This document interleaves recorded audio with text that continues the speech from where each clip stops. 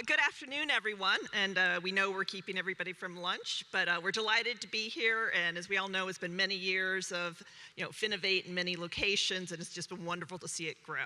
So we're here to talk about reinventing banking and reimagining customer experience and why that's vital for banks and other financial institutions. And I'd like each of our panelists here just to briefly introduce themselves. Brooke, do you want to start? Oh, sure. Yeah. Thank you so much. And it is truly an honor to be here with all of you today. My name is Brooke Forbes, and I am the CIO for our personal investing division of Fidelity Investments, which is focused on really customer choice and planning advice and investing solutions for families and individuals like all of us here today.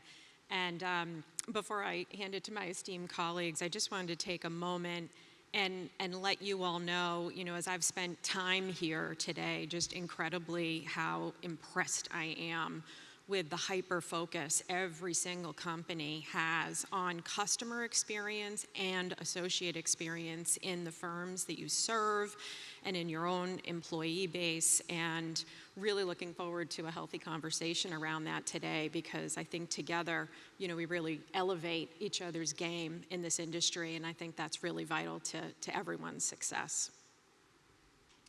Great, and I'm Stephen Ramirez. I'm the CEO of Beyond the Arc. And at Beyond the Arc, we work with banks and credit unions, fintech, and others in the ecosystem to create seamless customer experiences and to create content and communications, because that most frequently is the touch point that consumers have with your organization, is how you communicate. And so I'm very thrilled to be able to have this conversation today as we reimagine banking. Wonderful. Good afternoon, everyone. My name is Brittany Usher. I am the Senior Vice President at Quavo Fraud and Disputes and head of our revenue. At Quavo, we focus on the issuing financial institutions. We are the world's only fully automated end-to-end cloud-based SaaS provider for fraud and disputes management. And what that allows us to do is use deep integrations and data to create a highly configurable end-to-end platform that allows our clients to have their brand, their account holder treatment, and their customer experience become the priority, while Quavo handles all the compulsory tasks of fraud and disputes management and keeps you compliant so that you can really have that focus on what matters most to your organization. So really excited to be here today with a great group of people to talk more about how we look at all of our different opportunities to align and focus on customer experience. Hello, everyone. Stav Gill. I'm leading Dave's banking line of business. At Dave, our mission is to level the playing field for Americans living paycheck to paycheck.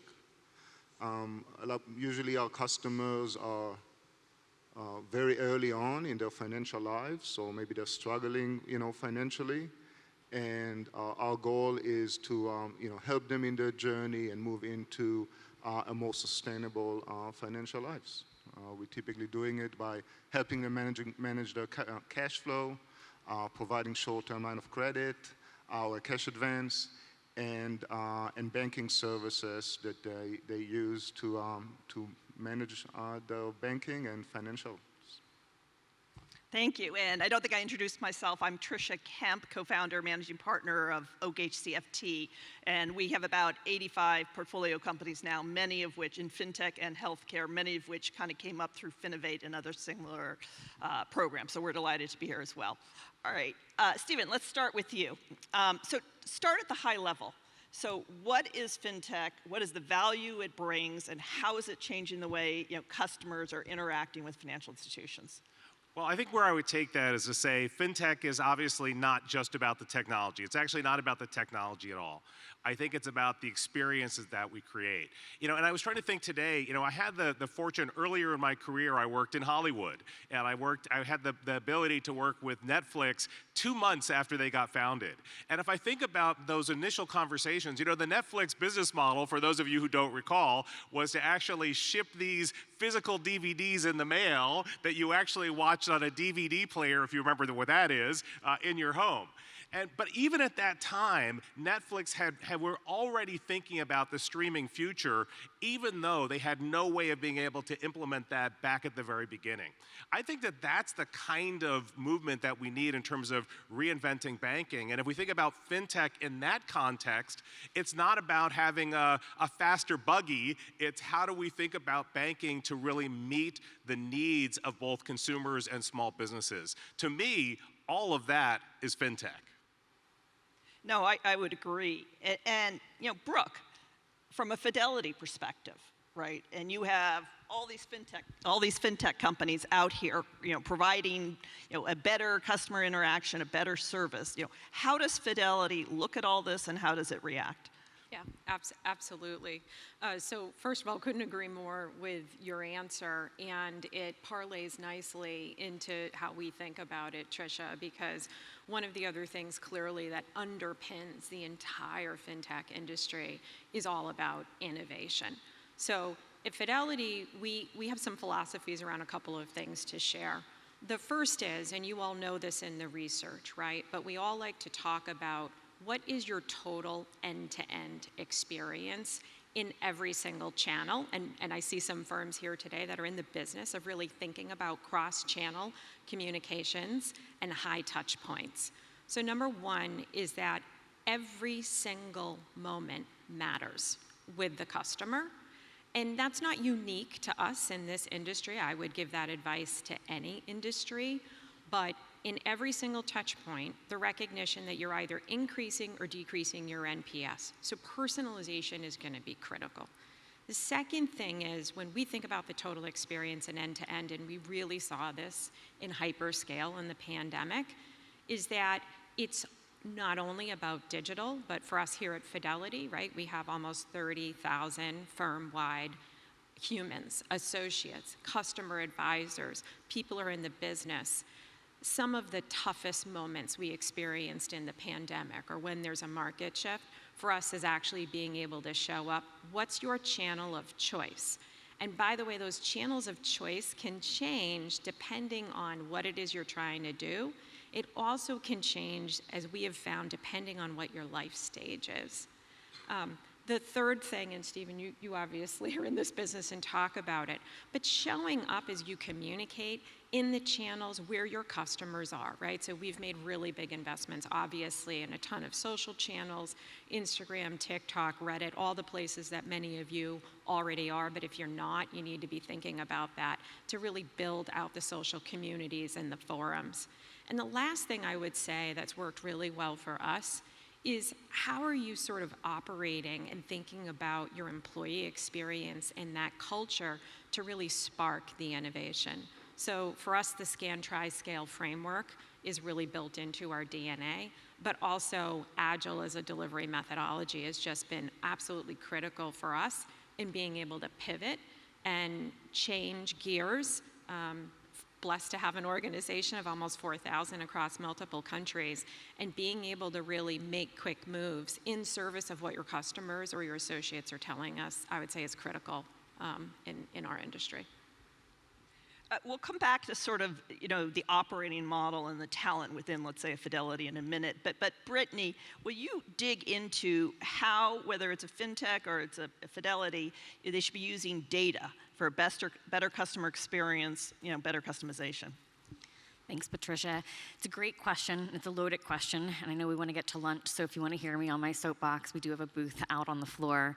But you know, really, there's so much data out there, and I think what we need to really look at is the data that's coming from consumer insights and consumer data, and how we can best approach, you know, reinventing or reimagining the customer experience to ensure that where those gaps are today, that we're being creative to target them and really ensure that we do have that end-to-end customer experience. And I think that fintechs have done this really well, right? They saw a need in the marketplace. They saw a need to support an underserved or underbanked marketplace, and they created products that helped engage those customers and really create an experience for them where they felt like they had a level playing field. And I think that's an important concept that we can all look at in our organizations, is how do we take products to market that really ensure that whether we're a fintech providing a B2B product or a B2C product, that it is to serve that greater need of the customer experience, and all that data is being driven from how the customer feels throughout that process. What we've been able to do at Quavo is launch a product in the last 2 years called Aria. Aria is an automated reasonable intelligent agent that actually makes decisions in real time based on fraud scoring to determine whether an account holder is experiencing true fraud or a familiar fraud scenario is at play. Really creating a one call or one interaction resolution on any channel, whether that's a call center or a mobile or online banking platform, that provides a instant decision on auto pay or auto deny to really ensure that that customer experience is quick and painless. We have the data, we understand what those pain points are. We know when you're experiencing fraud that calling into the call center is the most dreadful experience, right? So how can we take that and actually delight a customer, create trust and brand loyalty, and really make sure that that's an experience that they go and they have, the need to want to reinvest with that client, right? And continue to really ensure that they tell others about a great experience versus what they assumed was going to be the case. You want me to add to it? Brooke, go ahead. I was just going to add to that, to your point, that one of the things that's been amazing is just really, to me, the democratization and availability of data to all of us, both internally and externally. And to your point, it's not just about the data, but getting those real insights. But how do you really get to real-time decisioning, right? And so in Fidelity, what we've really been working on is investing in a technology ecosystem and platforms as a focus that can take those insights, and then in your channels, you can actually real-time, fully automated, be able to react and show up differently to the customer. And that entire flywheel of change, as powered by AI and machine learning, but really get to a real-time platform ecosystem that can take those insights and really actually make sure we're showing up differently, and whether that happens in content or whether that happens in social, but being really thoughtful about that. And as well as, how do you put the power of those insights into the product development teams, to your point, and really continue with that innovative culture, but the data is critical to do that. Just to add to that, a really important part of having the data and using data is about experimenting and building up the right user experience. So that's something at Dave that we do on a continuous basis. Is we create experiment, we evaluate the data, we see the impact on our users, we see what kind of impact, where the preference, the user preferences are, where maybe we have an issue with the service, where people don't understand how we communicate the nature of the service. So for us, using the data for experimenting and building the right experience for our users is a key element of what we do. And then you have that feedback loop. I hear you talking about into the customer profile and preferences, so that the system learns, and then we, again, can engage differently. Completely agree. That's right. Every experiment bring in the next experiment, right? You always build, right? You think you're going to nail it with the first one, but basically you open up a can of worms. You find out 100 other questions that you want to answer, or 100 other experiences you want to build. And again, collecting the data around it and using the data for those decisions is really important. Well, I think that may be one of the areas where neobanks really are standing out, right? I think that lots of banks and financial institutions talk about data, but I think that you really live it, right? I think that everything that you do is this constant questioning, it's this constant testing, and it means you have to be very curious about your users and their experience. And I think I really admire sort of the neobanks' ability to focus on the curiosity to drive the business, right? And that's the human side of the data, right? It's understanding it from that perspective. That's why it's not only having the system or collecting the data, it's about having the culture and this continuous desire to learn more about your user, to learn more about how they behave, and again, tailor the experiences to what they need. Well, and I think connecting the dots, that you do the things that work and you stop doing the things that don't work. Yeah, not easy to stop the things that don't work, but that's a big challenge. But you're right, we work really hard to do that. So, Stav, obviously Dave has been very successful and a successful fintech, but the Fidelities of the world have woken up here, Brooke next to us. So how are you going to keep doing this? I mean, how are you going to kind of keep finding, deep veins in a certain community or a certain tribe and using data and giving a different experience? And how are you or any other fintech going to do this? Yeah, I mean, for us, we're only a 5-year-old company. People don't realize it. We have millions of customers. We're publicly traded, but we're still very early on in first, understanding our customer needs and satisfying our customer needs. We're also early on with our business model. So for us, it's sort of in our blood. It's almost a survival thing for us. We got to continuously iterate, build the right product for our users so we can, retain them, right, and solve the issues at the same time. And yeah, that's a continuous focus for us. Dave, again, started 5 years ago with a really sharp focus on solving, a single customer issue, right, which was Americans who live paycheck to paycheck. They struggle with cash advance, right? They struggle with cash flow, so we provide them a cash advance so they can, get to their next paycheck, right, or avoid an overdraft fee. And our sharp focus on doing that, solving a real customer issue, allow us to grow as fast as we have grown to date.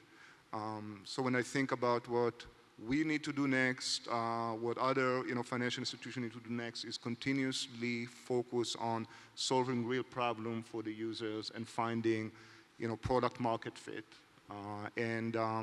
Easier maybe to do for a newer company, but I think making it part of your culture is solving and meeting, market demand and what your product needs, what your customer needs is a critical thing.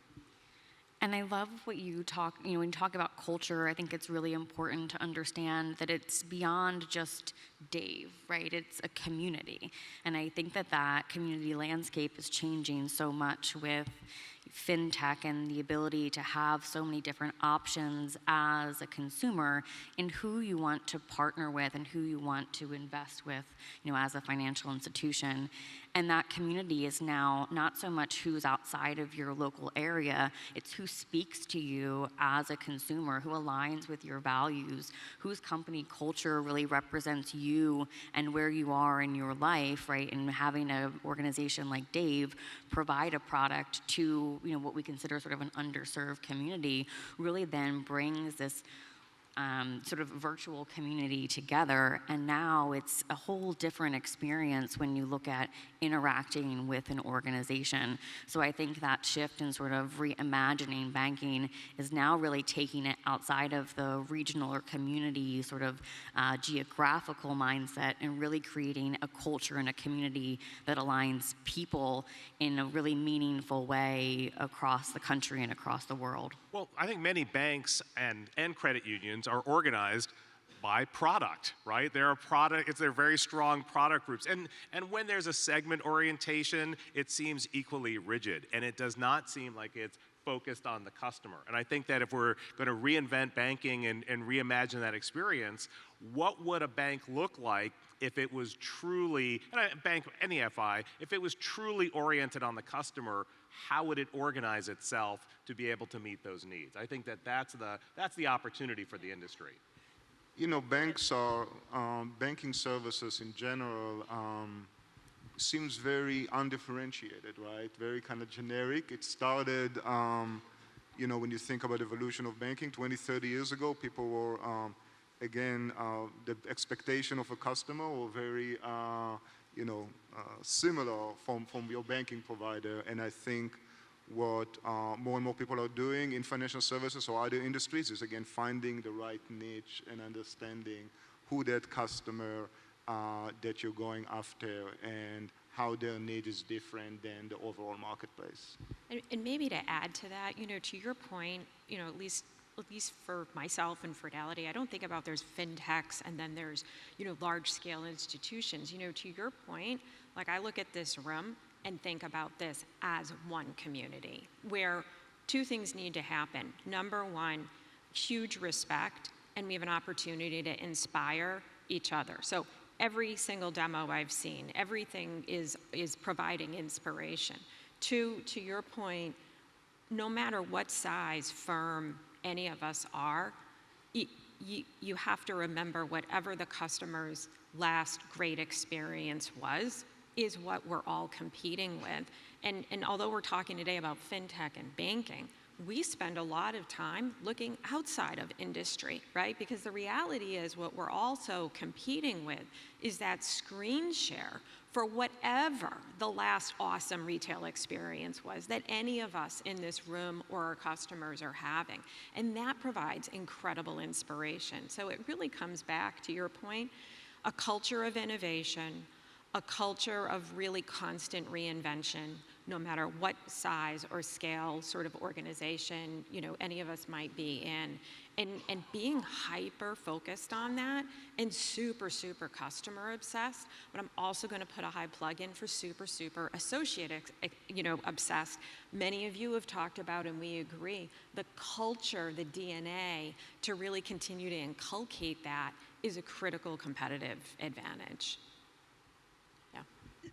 So that's a great comment, Brooke. But following up on the ecosystem, Stephen, so fintechs here, how should they be approaching the traditional players, and how should the traditional players be approaching them? Brooke's drunk the lemonade, but everybody else, or Kool-Aid, everybody else. I mean, what is sort of the way this ecosystem's evolving, and what's the best way they can approach traditional players? Well, I think the one thing is, I would say categorically, no matter how big you are, you cannot survive alone. You have got to be part of the ecosystem. So big players and small players, it's interdependent. Everybody has to be part of the ecosystem. But I think that from the FI perspective, obviously, and we heard a little bit about this earlier today and yesterday, there are requirements that need to be met. And so what they think that means is there has to be a very systematic process for vetting opportunities, for progressing them, for really, I really talk about it as a strategy for partnering. And I think that that strategy becomes a workflow. Just like you have workflows for underwriting and processing loans, you need to have a workflow for partnering with fintechs. And if you're on the fintech side, to understand, there's a good deal of education you're going to have to educate your bank partner, but also you need to be in a quick learning mode for all the things as a fintech that you don't know. I mean, to me, it comes to setting up these processes and really, truly seeing it as a partnership instead of a vendor relationship. And I love that you said that, because it's so important as a strategic partner and as a fintech.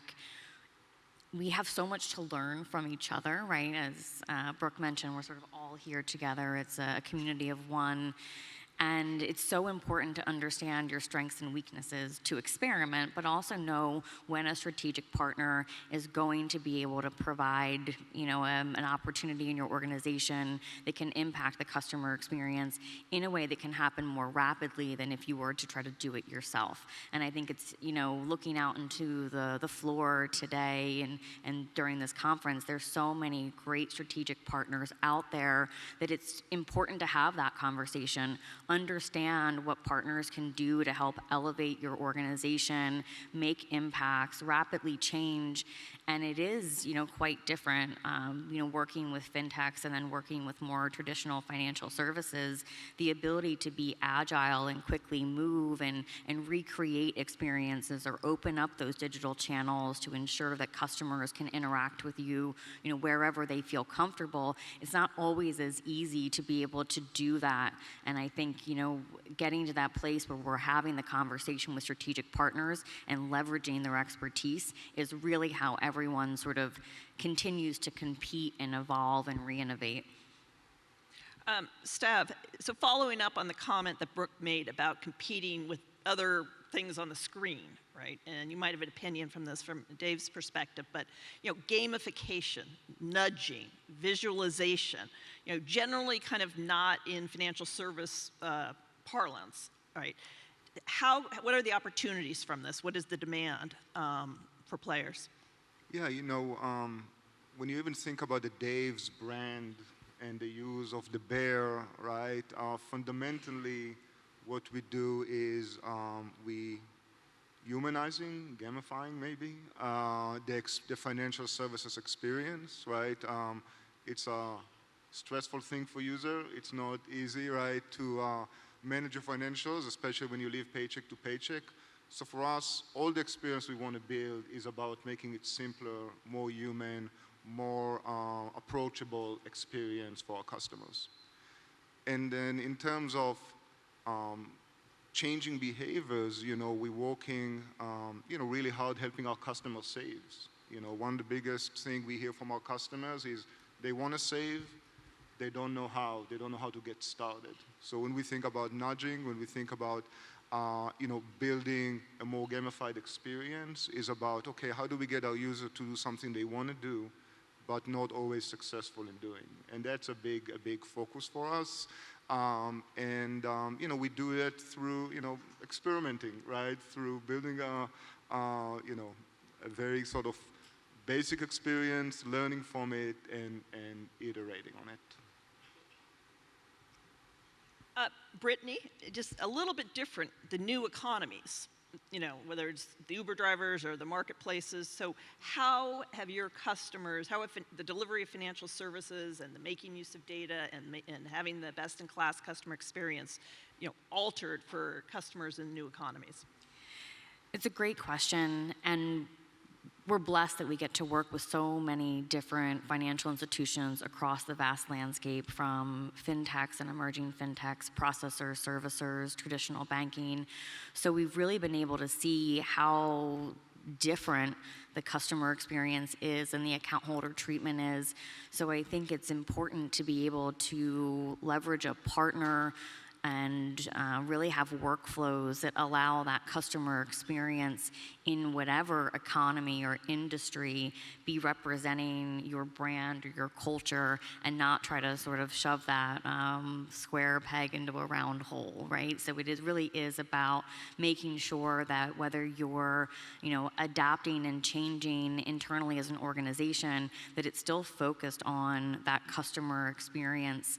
And it doesn't have to be a one-to-one. It really can be representing each organization. And if you're able to be fluid in your approach to all of those different, consumers, then I think regardless of the economy, you're able to really sort of continue to delight based on that data. So it's, when we talk about trying to compare traditional banking and fintech, I think that sort of gets lost in translation, that it's not always the same consumer, right? And we need to be cognizant of that.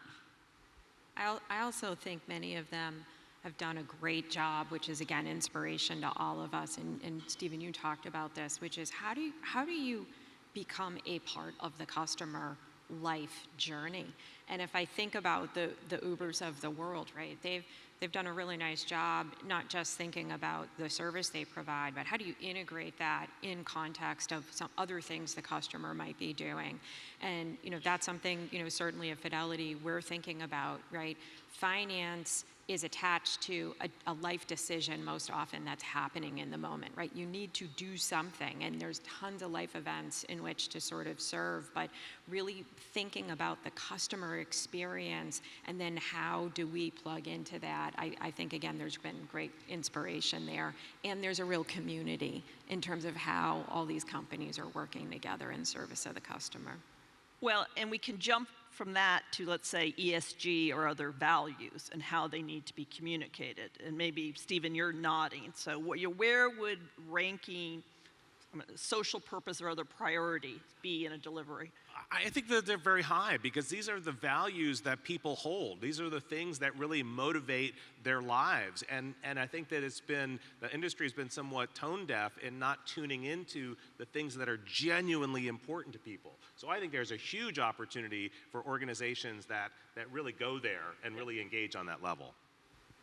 Yeah, couldn't agree more. It's been a really big focus, to your point, for us. Certainly at Fidelity, it shows up in our fund offerings and product offerings, so that's one angle for the entire industry to be thinking about. It also shows up, which we've talked about, in terms of the language we use, the channels we show up on, and the communications.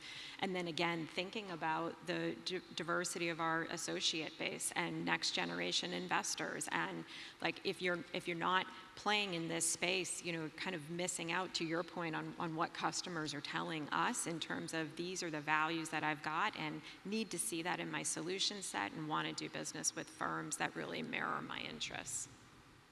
Well, thank you very much. I think we're out of time. We appreciate everybody's attention, and again, I think it's a very successful fall Finovate, and we look forward to seeing everybody this afternoon. Thank you all. Thank you.